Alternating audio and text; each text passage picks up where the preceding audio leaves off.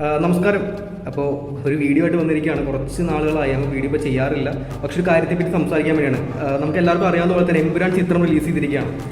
അപ്പോൾ അതിനെ ചുറ്റിപ്പറ്റിയുള്ള വിവാദങ്ങളും പ്രശ്നങ്ങളും ഇപ്പോൾ എന്താ പറയുക, ലാലേട്ടൻ മാപ്പ് ആയിട്ട് വന്നിരിക്കുകയാണ്, ക്ഷമാപണം ചോദിച്ചുകൊണ്ട് വന്നിരിക്കുകയാണ്. കാരണം അദ്ദേഹത്തെ ഒരിക്കലും കുറ്റം പറയാൻ സാധിക്കില്ല. അത് ആദ്യമേ എല്ലാവർക്കും അറിയാവുന്ന പോലെ തന്നെ പടം കണ്ടിറങ്ങിയ ലാലേട്ടൻ്റെ ഒരു വിഷ്വൽ എല്ലാവരും മുമ്പിലേക്ക് വന്നതാണ് ആ കവിത തിയേറ്ററിൽ നിന്ന് വരുന്നത്. ആദ്യം വിചാരിച്ചു തിരക്കിൻ്റെ ഭാഗമായിട്ട് അദ്ദേഹത്തിൻ്റെ മുഖത്ത് വരുന്ന അല്ലെങ്കിൽ അദ്ദേഹം അനുഭവിക്കുന്ന ആ ഒരു സിറ്റുവേഷൻ്റെ ബേസിൽ അദ്ദേഹത്തിൻ്റെ മുഖത്ത് വന്നിരിക്കുന്ന കുറച്ച് വികാരങ്ങളായിരിക്കും വിചാരിച്ചു. പക്ഷേ ഇപ്പോൾ മനസ്സിലായി തുടങ്ങി അദ്ദേഹം സംഭവം ഈ എമ്പുരാൻ എന്ന് പറയുന്ന ചിത്രത്തിൻ്റെ സ്ക്രിപ്റ്റ് അല്ലെങ്കിൽ ലൂസിഫറിൻ്റെ ഒരു സെക്കൻഡ് ഇൻസ്റ്റാൾമെൻ്റ് ആയിട്ട് വരുന്ന രീതിയിലേക്കാണ് പടം വന്നിരിക്കുന്നത്. അതുകൊണ്ട് തന്നെ ആ ഒരു ചിത്രത്തിൻ്റെ രണ്ടാം ഭാഗത്തിൽ പൂർണ്ണമായിട്ടുള്ള ഭാഗങ്ങളെല്ലാം ചിലപ്പോൾ കഥ ലാലേട്ടൻ കേട്ടിട്ടുണ്ടാവില്ലായിരിക്കാം. കാരണം ഇന്ന പോലെ പറഞ്ഞിട്ടുണ്ടാവാം. പക്ഷേ ഇത് ലാലേട്ടൻ്റെ ഭാഗം ഉള്ള ഒരു സീനല്ല സ്റ്റാർട്ടിങ്ങിൽ കാണിക്കുന്നത് എമ്പുരാൻ ചിത്രത്തിൻ്റെ ആദ്യ ഭാഗം അല്ലേ. ഇപ്പോൾ ചിത്രത്തിലെ ഉടനീളം അല്ലെങ്കിൽ ഏറ്റവും കൂടുതൽ എന്താ പറയുക കളിയാക്കലും പരിഹാസങ്ങളും നിൽക്കുന്ന ഒരു വിഭാഗം എന്ന് പറഞ്ഞാൽ കമ്മ്യൂണിസ്റ്റ് പാർട്ടിയാണ്. എല്ലാ പാർട്ടിക്കാർക്കും സുഡാപ്പികൾക്ക് ഉൾപ്പെടെ എല്ലാവരും കൊട്ടു കൊടുക്കുന്നുണ്ട്. പക്ഷേ കളിയാക്കലും പരിഹാസങ്ങൾക്കും പ്രതികരിക്കേണ്ട ആവശ്യമില്ല. ഞാൻ ഇതിന് ഒരു പോസ്റ്റ് ഇട്ട പോലെ തന്നെ നമ്മുടെ രാജ്യത്ത്, നമ്മുടെ ജനാധിപത്യ രാജ്യമാണ്, നമ്മുടെ എന്താ പറയുക ലോക ആരാധ്യനായിട്ടുള്ള പ്രധാനമന്ത്രിയെ വരെ നമ്മൾ ട്രോളുകളും കാര്യങ്ങളും പറഞ്ഞ് കളിയാക്കുന്ന നമ്മുടെ രാജ്യത്ത് ഒരു പ്രശ്നങ്ങളും കേസുകളൊന്നും ഉണ്ടാവാറില്ല. അപ്പോൾ അത്രത്തോളം നമുക്കുള്ള ഒരു ഫ്രീഡം ഉണ്ട്. അതാണ് നമ്മുടെ ഇന്ത്യൻ രാഷ്ട്രീയത്തിൻ്റെ ഒരു ഭംഗി, അല്ലെങ്കിൽ ഇന്ത്യൻ ജനാധിപത്യത്തിൻ്റെ ഭംഗി എന്ന് പറയുന്നത്, സൗന്ദര്യം എന്ന് പറയുന്നത് അല്ലേ. അപ്പോൾ അതിനൊന്നും ആരും പ്രതികരിക്കേണ്ട ആവശ്യമില്ല സത്യം പറഞ്ഞു കഴിഞ്ഞാൽ. കാരണം ഏറ്റവും കൂടുതൽ പിണറായി വിജയനെ കളിയാക്കുന്ന ഒരു പടത്തിൻ്റെ സ്റ്റാർട്ടിങ്ങിൽ ആദ്യ ഭാഗം. പക്ഷേ എന്നിട്ടും അല്ലെങ്കിൽ സംഘപരിവാർ പ്രസ്ഥാനങ്ങൾ, BJP ഒന്നും ഒരിക്കലും ഞാൻ പറയില്ല. കാരണം ഇപ്പോഴും BJP എന്ന് പറയുന്ന പാർട്ടി, കേരള പാർട്ടി അല്ലെങ്കിൽ കേരളത്തിൽ BJP എന്ന് പറയുന്ന ഘടകം ഇപ്പോഴും ഇതിനെ പ്രതികരിച്ചുകൊണ്ടോ അല്ലെങ്കിൽ ഇതിനെതിരെ അല്ലെങ്കിൽ എമ്പുരാനെതിരെ സംസാരിച്ചുകൊണ്ട് വന്നിട്ടില്ല. ഇപ്പോഴും സംസാരിച്ചിരിക്കുന്ന RSS എന്ന് പറയുന്ന ആ 3 അക്ഷരം അല്ലെങ്കിൽ 3 വാക്കുള്ള ഒരു പ്രസ്ഥാനം മാത്രമാണ്. അല്ലെങ്കിൽ രാജ്യത്തെ ലോകത്തെ ഏറ്റവും വലിയ പ്രസ്ഥാനങ്ങളിൽ ഒന്നാണ് RSS എന്ന് പറയുന്ന പ്രസ്ഥാനം മാത്രമാണ്. RSSന്റെ മുഖപത്രത്തിൽ ഉൾപ്പെടെ വന്നൊരു കാര്യമാണ്. കാരണം എന്താ, ഇന്ത്യൻ ചരിത്രത്തെ അല്ലെങ്കിൽ ഇന്ത്യൻ രാഷ്ട്രീയമായിക്കോട്ടെ അതല്ലാതെ ആയിക്കോട്ടെ ഇന്ത്യൻ ചരിത്രത്തിൽ ഏറ്റവും പ്രകമ്പനം കൊള്ളിച്ചിട്ടുള്ള അല്ലെങ്കിൽ ഒരു കോളക്കം സൃഷ്ടിച്ചിട്ടുള്ള വിഷയമാണ് ഗുജറാത്ത് കലാപം എന്നുള്ളത്. അത് ഇന്നത്തെ ലോകാരാധനായിട്ടുള്ള പ്രധാനമന്ത്രി നരേന്ദ്രമോദി ഉൾപ്പെടെ സൂക്ഷിക്കപ്പെട്ടുള്ളൊരു വിഷയമാണ്. അങ്ങനെ ചരിത്രത്തെ വളച്ചൊടിക്കുക അല്ലെങ്കിൽ ചരിത്രത്തെ ആൾക്കാരിലേക്ക് ഒരു എന്താ പറയുക തെറ്റായ രീതിയിൽ വ്യാഖ്യാനിക്കുന്ന ലെവലിലേക്കാണ് ചിത്രത്തിൻ്റെ ആദ്യ ഭാഗത്തൊരു പോർഷൻ പോയിരിക്കുന്നത്.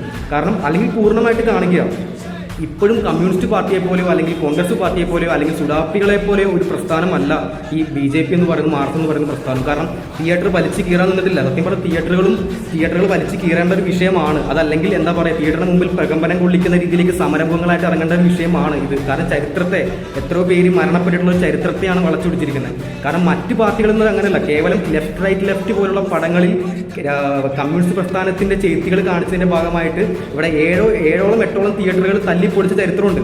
അത് മാത്രമല്ല, ചില ആളുകൾ പറഞ്ഞു കേട്ടു, എൻ്റെ സുഹൃത്തുക്കളൊക്കെ പറഞ്ഞു കേട്ടു, ഒരു ഉളുപ്പില്ലാത്തവന്മാരാ. കാരണം എന്താണെന്ന് അറിയില്ല. കാരണം പാർട്ടി ഗ്രൂപ്പിലേക്ക് വരുന്ന എന്താ പറയുക അക്ഷരം തെറ്റാതെ വീഴുന്ന ഒരു ആളുകൾ അത്ര വരെ പറയാൻ പറ്റുള്ളൂ. കാരണം അത്രയും ബോധമേ അവർക്കുള്ളൂ. ഇന്നലെ ഒരുത്തം അവരുടെ പേര് ഞാൻ പറയുന്നില്ല, എൻ്റെ സുഹൃത്തെന്ന് പറയാൻ പറ്റുന്നില്ല. കാരണം കോമൺ സെൻസ് ലെവൽ AC ഇല്ല.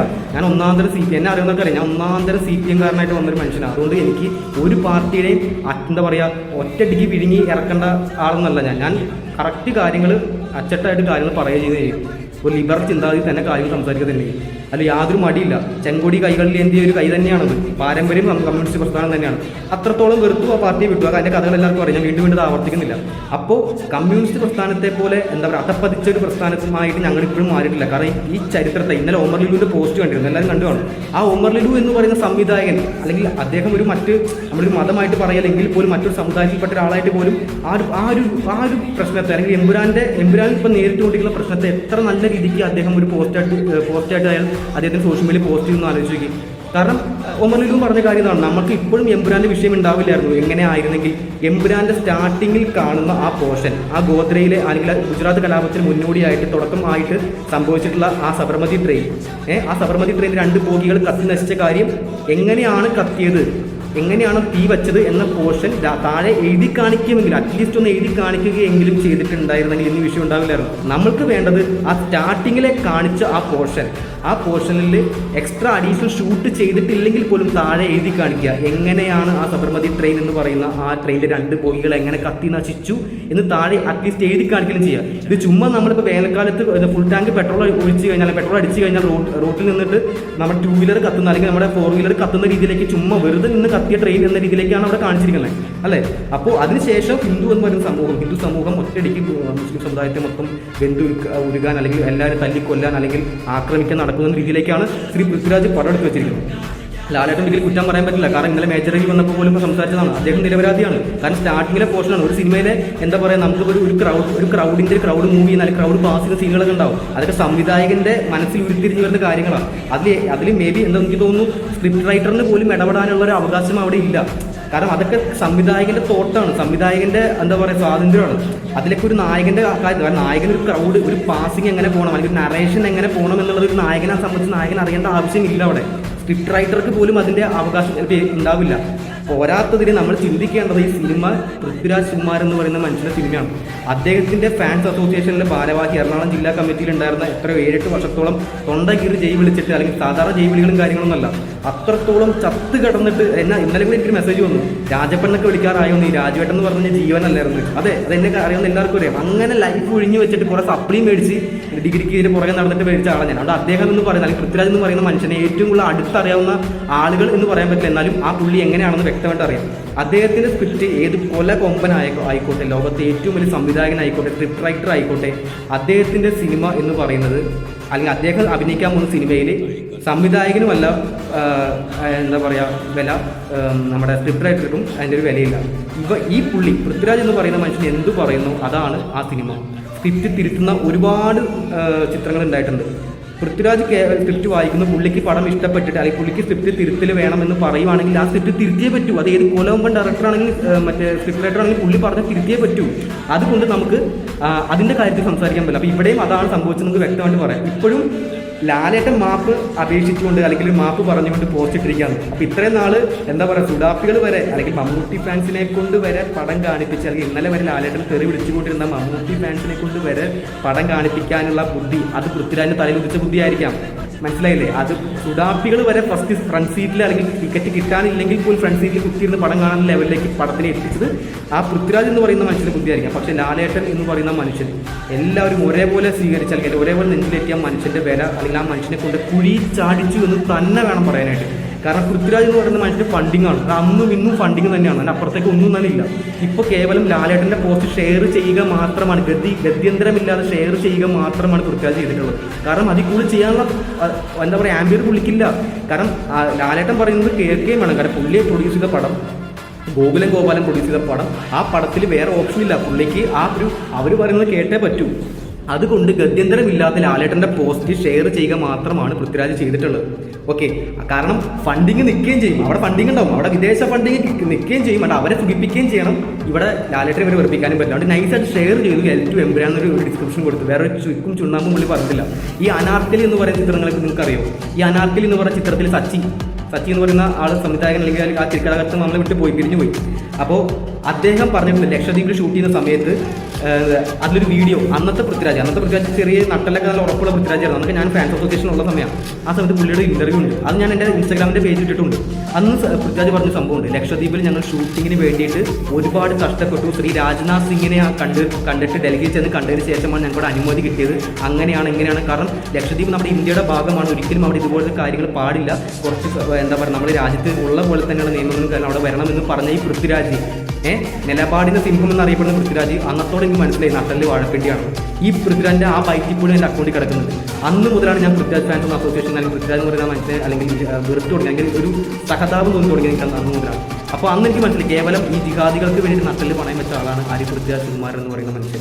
മനസ്സിലായില്ലേ? അന്ന് ഇങ്ങനെ പറഞ്ഞ ആളാണ്. സച്ചിക്ക് അറിയാം, സച്ചി എന്ന് പറയുന്ന മനുഷ്യൻ ജീവിച്ചിരിക്കുന്നുണ്ടെങ്കിൽ അന്ന് വ്യക്തമായിട്ട് പറഞ്ഞാൽ അന്ന് ലക്ഷദ്വീപിൽ ഷൂട്ട് ചെയ്യാൻ വേണ്ടിയിട്ട് രാജ്നാഥ് സിംഗിൻ്റെ BJP ഗവൺമെൻറ്റിൻ്റെ കാല് പോയി പിടിക്കേണ്ടി വന്നു. കാര്യം എന്താ, അവിടെ വേറെ അവർ കാര്യം BJP ഗവൺമെൻറ് കാരണമാണ് ലക്ഷദ്വീപിൽ ഷൂട്ടിംഗ് നടന്നത് അനാർക്കലിയുടെ.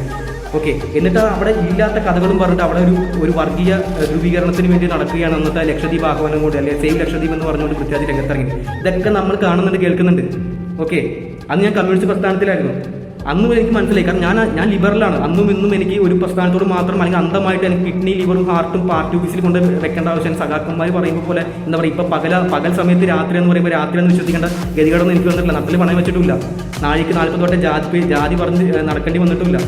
മനസ്സിലായില്ല? അപ്പോൾ ഇവിടെ അതൊന്നും പക്ഷേ ഇപ്പോൾ ഞാൻ പറഞ്ഞു വരുന്നത് കേവലം എമ്പുരാൻ എന്ന് പറയുന്ന ചിത്രത്തിൽ ആ ഒരു ചരിത്രം ഇന്നതാണ് എന്ന് താഴെ ടൈറ്റിലെങ്കിലും എഴുതി കാണിച്ചിരുന്ന ഒരു വിഷയം വരില്ലായിരുന്നു. ഇപ്പോഴും ഒരു രാഷ്ട്രീയ പാർട്ടികളും മറ്റും ആരുമല്ല അതിനെതിരെ പ്രതികരിച്ചിട്ടുള്ളത്.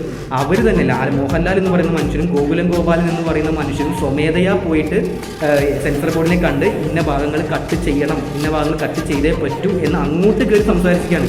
ഒരു രാഷ്ട്രീയ പാർട്ടിയിൽ ഇടപെട്ടിട്ടില്ല. ഇപ്പോഴും കേരള BJP എന്ന് പറയുന്ന പാർട്ടിയിൽ നിന്ന് ഒരാൾ പോലും ഇതിനെതിരെ സംസാരിക്കാൻ രംഗത്ത് വന്നിട്ടില്ല. RSS മുഖപത്രത്തിൽ മാത്രമാണ്, RSS മാത്രമാണ്, അല്ലെങ്കിൽ എന്താ പറയുക, ഇതൊരു ഹിന്ദു പ്രസ്ഥാനത്തിൽ ഒരുപാട് സാധാരണക്കാരായ ജനങ്ങൾ മാത്രമാണ് പ്രതികരിച്ചിട്ട് ഇത്ര സോഷ്യൽ മീഡിയ ഇത്രയും വൈറലായിട്ടുള്ളത്. മനസ്സിലാക്കണം. അത് കേട്ടിട്ട് അത് മുതലെടുക്കാൻ വേണ്ടി സുഡാപ്പികൾ വരെ, ഇന്നേ വരെ കുറ്റം പറഞ്ഞുകൊണ്ടിരുന്ന സുഡാപ്പികൾ വരെ പടത്തെപ്പറ്റി അനുകൂലിച്ച് സംസാരിച്ചു കൊടുക്കുന്ന ആലോചിച്ച് നോക്കണം. ഇപ്പോൾ പൃഥ്വിരാജ് എന്ന് പറയുന്ന മനുഷ്യൻ ആഗ്രഹിച്ച് ഇത്രയും മാത്രമേ ഉണ്ടാവുള്ളൂ.